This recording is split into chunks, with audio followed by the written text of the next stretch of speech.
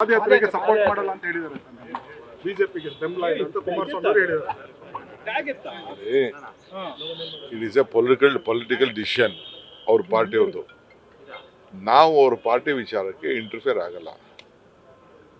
ಕುಮಾರಸ್ವಾಮಿ ಆಗಲಿ, ನಾನಾಗಲಿ, B J ಪಿಯವರಾಗಲಿ, ಅವ್ರವ್ರ ಪಕ್ಷದ ರಾಜಕಾರಣ ಅವ್ರವ್ರು ಮಾಡ್ತಾರೆ. ಅಲ್ಲ, ಈಗ ಅವರಿಂದ ಒಂದು 10 ಸೀಟ್ ಗೆದ್ದವ್ರೆ ಬಿ ಜೆ ಪಿಯವರು. 2 ದಳ ಗೆದ್ದವ್ರೆ, ಇನ್ನೇಳು ಬೇರೆ ಅವರ ಸಹಕಾರದಿಂದ ಗೆದ್ದವ್ರೆ. ಅವ್ರ ಎಕ್ಸಿಸ್ಟೆನ್ಸು ಮೈಸೂರಲ್ಲಿ ಅವ್ರ ಜನ, ಮಂಡ್ಯದಲ್ಲಿ ಅವ್ರ ಜನ, ಬೆಂಗಳೂರಲ್ಲಿ ಅವ್ರ ಜನ. ಇಲ್ಲಿ ಬಿ ಜೆ ಪಿಯವರು ತಮಟೆ ಹೊಡ್ಕೊಂಡು ನಾವು ಲೀಡರ್ಶಿಪ್ ತೊಗೊಂಡು ಹೋಗಿದ್ರೆ, ಇನ್ನು ಅವ್ರು ಮರ್ಜ್ ಮಾಡ್ಕೊಳ್ಳೋದಾದ್ರೆ ಓಕೆ ಫೈನ್, ದಳ ಬಿ ಜೆ ಪಿ ಮರ್ಜ್ ಮಾಡೋದಾದ್ರೆ ಇದನ್ನೇನು ಬೇಕಾದ್ರೆ ಮಾಡ್ಬೋದು. ಅವ್ರ ಎಕ್ಸಿಸ್ಟೆನ್ಸು, ಕುಮಾರಸ್ವಾಮಿ ಅವ್ರ ಎಕ್ಸಿಸ್ಟೆನ್ಸು, ದಳದ ಎಕ್ಸಿಸ್ಟೆನ್ಸು ಉಳಿಸ್ಕೋಬೇಕಲ್ಲ ಅವರು. ನಾನು ಅನ್ಕೊಂಡಿರೋದು ಇದು, ರಾಜಕೀಯವಾಗಿ ಅವ್ರ ಎಕ್ಸಿಸ್ಟೆನ್ಸ್ ಉಳಿಸ್ಕೊಳ್ಳೇಬೇಕಲ್ಲ. ಅದಕ್ಕೇನೋ ನಡೀತಾ ಇದೆ, ಅವ್ರು ಏನು ಬೇಕಾದ್ರೂ ಮಾಡ್ಕೊಳ್ಳಿ. ಈಗ ಪೆನ್ ಡ್ರೈವ್ ವಿಚಾರದಲ್ಲಿ ನಮ್ಮ ಮೇಲೆ ಆರೋಪ ಮಾಡ್ತಿದ್ರು.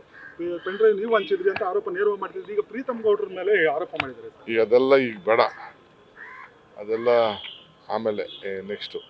ಈಗ ನೀವು ಫಸ್ಟು ಪಾದಯಾತ್ರೆ ವಿಚಾರ, ಯಾಕೆಂದ್ರೆ ನಾವು ಪಾದಯಾತ್ರೆಗೆ ನಾವು ರೆಡಿ ಮಾಡ್ಕೋಬೇಕಲ್ಲ. ಪಾದಯಾತ್ರೆ ಕೌಂಟ್ರ್ ಏನಂತ ನಾವು ರೆಡಿ ಮಾಡ್ಕೊಳ್ತಾ ಇದೀವಿ. ನಮ್ಮ ಹತ್ರ 30 ಸ್ಕ್ಯಾಂಡಲ್ಸ್ ಇದೆ.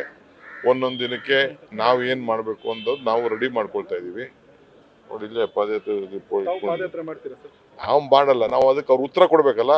ಅದನ್ನು ಡೀಟೇಲ್ ಪ್ಲ್ಯಾನ್ ಅವ್ರದ್ದು ಬಂದ್ಬಿಡ್ಲಿ ಈಚೆಗೆ, ಅವ್ರ ಪ್ಲ್ಯಾನ್ ಆಫ್ ಆ್ಯಕ್ಷನ್. ಅವರು ಪರ್ಮಿಷನ್ಗೆಲ್ಲ ಕೇಳಿದ್ದಾರೆ. ಅದಕ್ಕೆ ನಾವು ಅದಕ್ಕೆ ಏನೇನು ಬೇಕೋ ಪ್ರತಿದಿನ ನಾವು ಅವ್ರು ಕೇಳಬೇಕಲ್ಲ.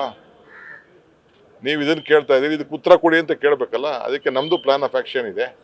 ಸೊ ಅವ್ರದ್ದು ಅನೌನ್ಸ್ ಮಾಡಲಿ, ಆಮೇಲೆ ನಮ್ದು ಅನೌನ್ಸ್ ಮಾಡ್ತೀವಿ. ಈಗ ಪ್ರಾಸಿಕ್ಯೂಷನ್ಗೆ ಪರ್ಮಿಷನ್ ಕೊಡಲಿಕ್ಕೆ ರಾಜ್ಯಪಾಲರಿಗೆ ಕೇಳಿದ್ದಾರೆ. ನ್ಯೂಸ್ ಫಸ್ಟ್, ನಿರ್ಭೀತಿಯಿಂದ ನಿಮ್ಮ ಪರವಾಗಿ.